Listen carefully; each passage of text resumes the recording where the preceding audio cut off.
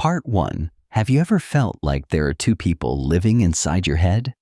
There is the you that wants to try new things, to be brave, to speak up, and then there is the other one, the one that whispers, "You're not good enough."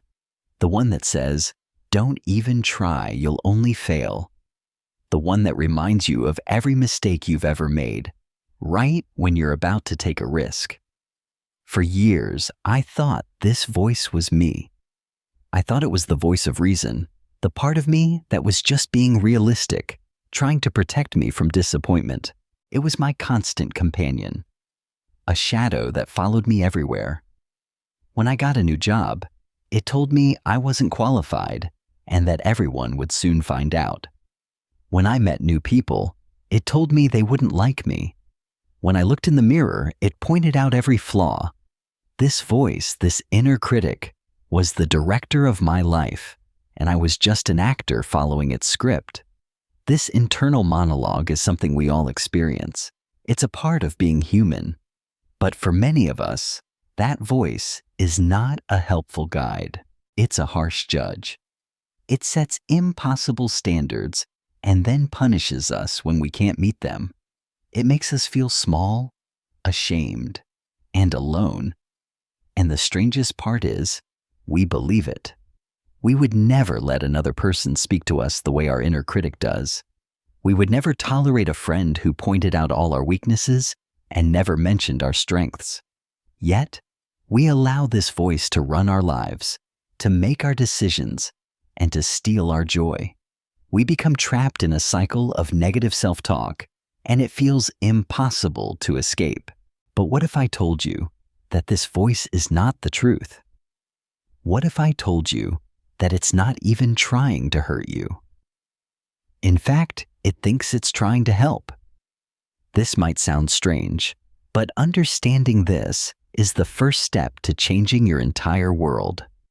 From an evolutionary perspective, our brains developed a negativity bias to keep us safe. Our ancestors needed to be constantly aware of threats to survive. Being accepted by the tribe meant safety, and making a mistake could mean danger. So, our brains learned to be hypercritical, to monitor our own behavior, to make sure we fit in and didn't get cast out. That inner critic was a survival tool. The problem is, we are no longer living in a world where a small mistake means we won't survive the winter. But our brains haven't quite caught up. That ancient survival mechanism is still active, but now it's working against us. It creates anxiety, fear, and self-doubt. It keeps us from taking the very risks that would lead to a happier, more fulfilling life. It has become our own worst enemy, a constant source of stress that holds us back from our true potential. For years, I was at war with this voice. I tried to ignore it, to fight it, to prove it wrong, but nothing worked. The harder I fought, the louder it became. It was exhausting. I felt like I was losing a battle inside my own mind. But then I discovered something that changed everything. I learned that you don't have to fight your inner critic. You don't have to destroy it. You just have to understand it. And then you can transform it. In this story, I'm going to show you exactly how I did it. And if you stay with me, I promise you'll discover the secret to turning your harshest critic into your most powerful coach. Part 2. To change our relationship with the inner critic, we first have to understand where it came from. It didn't just appear out of nowhere.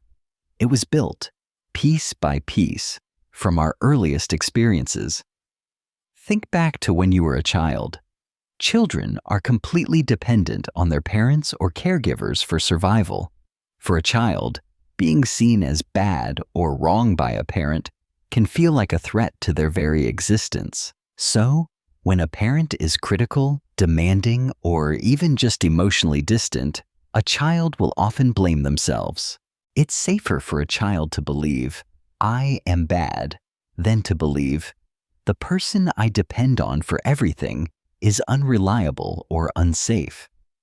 This is how the inner critic is born. It internalizes the voices of those early authority figures. It adopts their tone, their words, and their standards. That voice that tells you you're lazy might sound a lot like a parent who pushed you to always do more. The voice that tells you you're not smart enough might be an echo of a teacher who once made you feel small in class. These external voices become our internal reality, a set of rules we believe we must follow to be safe and loved. Culture also plays a huge role in shaping this voice. Every society has its own set of expectations about how we should act, what we should value, and who we should be. We learn these rules from a very young age. Messages like, "Big boys don't cry," or "Good girls are always quiet and agreeable," teach us to suppress certain parts of ourselves. We learn that to be accepted, we must fit into a certain mold. The inner critic becomes the enforcer of these cultural scripts, punishing us with feelings of shame whenever we step outside the lines. It tells us what others will think, and it makes us fear judgment and rejection. So, this voice that feels so personal, so deeply a part of us, is actually a collection of old messages from our past. It's a ghost, a recording of parents, teachers, and society. And its primary job, as it sees it, is to protect you. It believes that by being harsh, by pushing you to be perfect, it is keeping you safe from the pain of failure, rejection, and abandonment. It's like an overprotective parent who, out of fear, never lets their child play outside.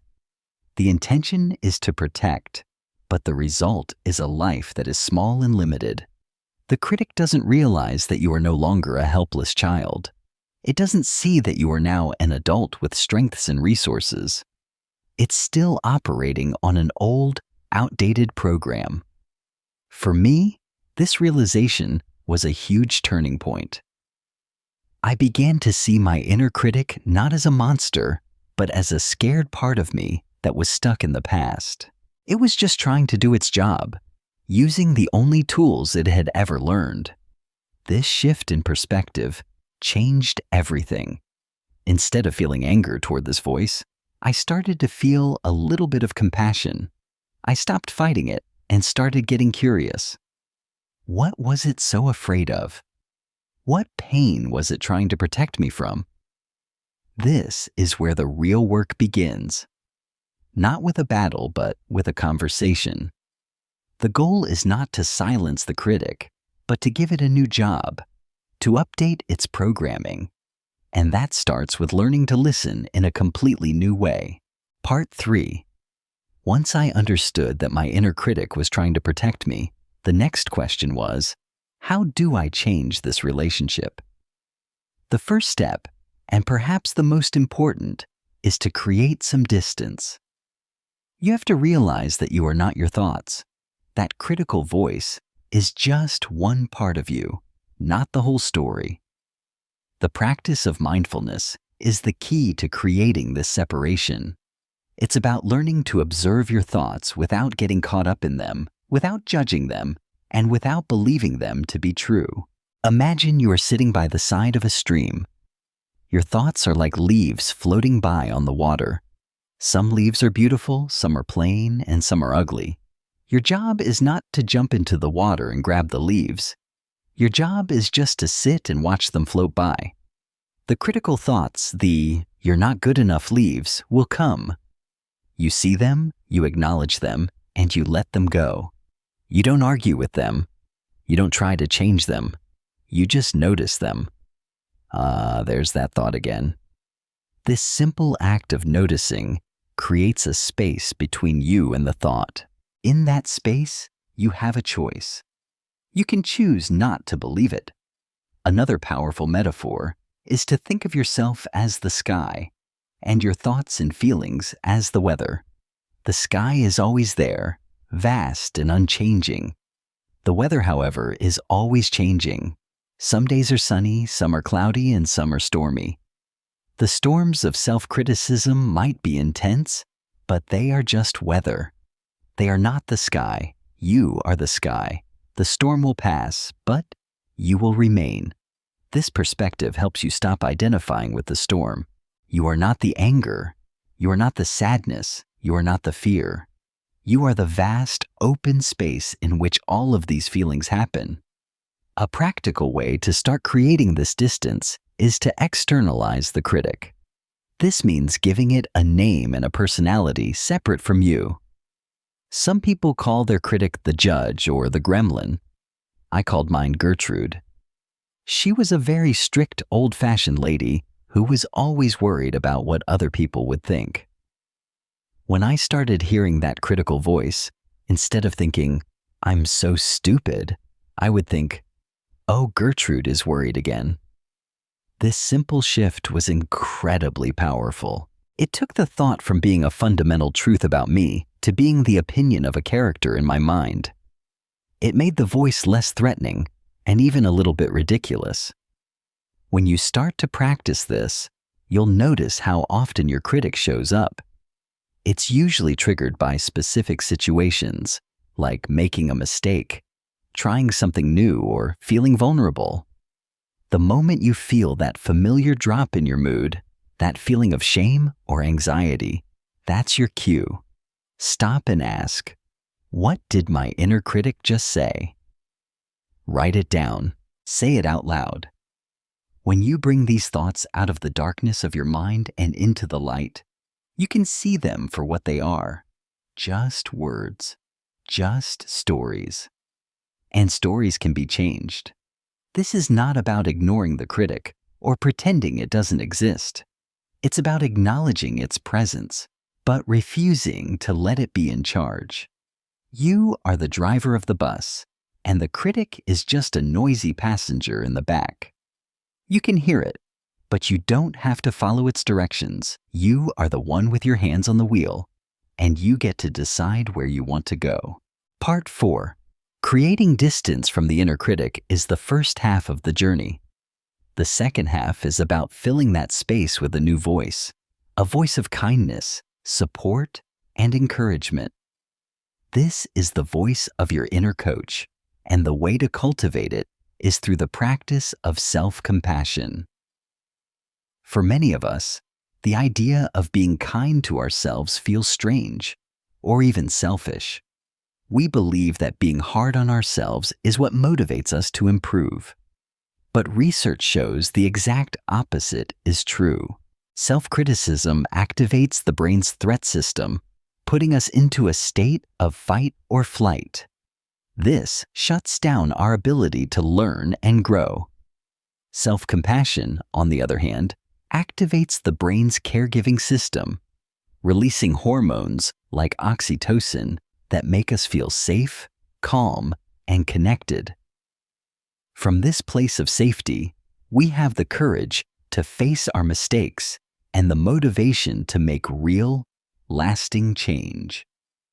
The psychologist Kristin Neff breaks self-compassion down into 3 simple components. The first is self-kindness. This means treating yourself with the same warmth and understanding you would offer a good friend who is struggling. When you make a mistake, instead of attacking yourself, you pause and say something gentle. You can even use a physical gesture, like placing a hand over your heart. This simple act of supportive touch can be incredibly powerful in calming your nervous system. The second component is common humanity. This is the recognition that suffering and imperfection are part of the shared human experience. Your inner critic wants you to believe that you are the only one who fails, that your flaws are uniquely terrible. This makes you feel isolated and alone. Common humanity reminds you that everyone struggles, everyone makes mistakes. You are not alone. This thought connects you to others and takes away the shame that the critic feeds on.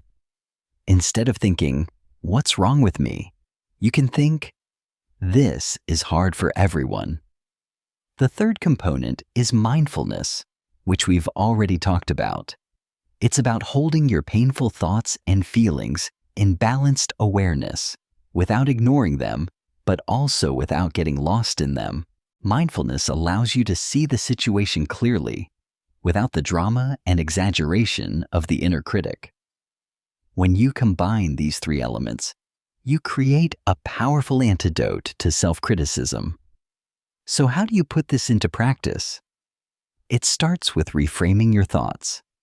When you catch the critic's voice, you consciously replace its harsh words with a more compassionate and constructive message. For example, if the critic says, "You're such a failure," you can reframe it to, "I made a mistake and that's okay. What can I learn from this?" If the critic says, "You'll never be good enough," you can respond with, "I'm doing my best and I am a work in progress." This isn't about lying to yourself or pretending everything is perfect. It's about choosing a perspective that is more supportive and ultimately more true. You are not a failure. You are a person who sometimes fails, just like everyone else. You are not worthless. You are a person who is learning and growing. This new voice, your inner coach, doesn't ignore your weaknesses. It acknowledges them with kindness and helps you find a way forward. It celebrates your small wins and encourages you when you stumble. It's the voice of your own best friend, living inside you. Part 5.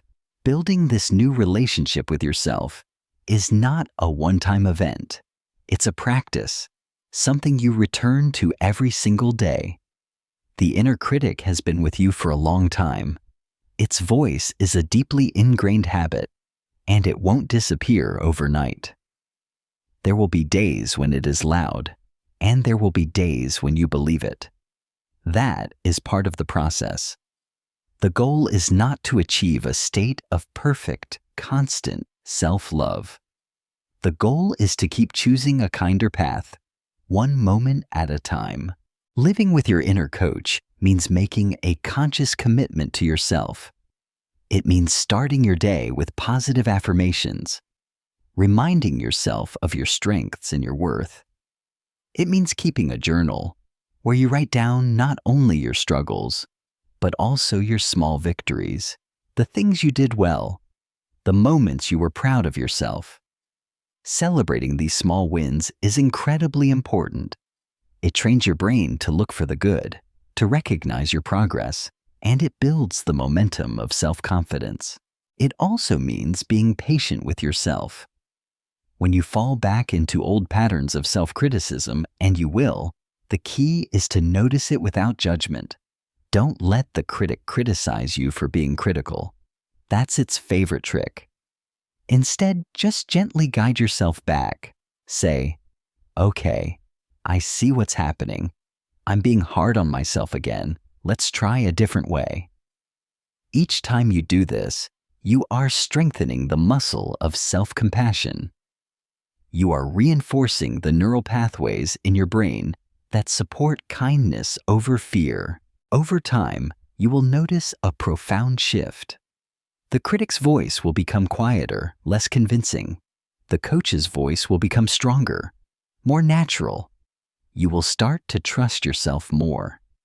You will be more willing to take risks because you know that if you fail, you won't be met with harsh judgment, but with gentle understanding.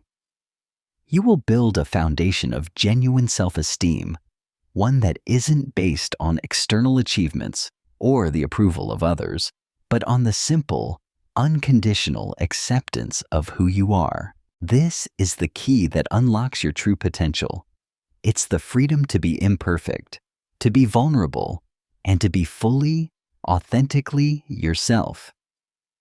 This journey has changed my life, and I know it can change yours too. It's not easy, but it is the most important work you will ever do. You deserve to have a voice inside your head that is on your side. You deserve to be your own greatest ally. The journey doesn't end here. In our next story, we will explore how to use this newfound inner strength to build healthier and more authentic relationships with others. If you found this story useful, hit like and subscribe right now, And don't forget the notification bell so you never miss out. Your journey to inner peace has just begun, and I am so excited to be on this path with you. Thank you for listening.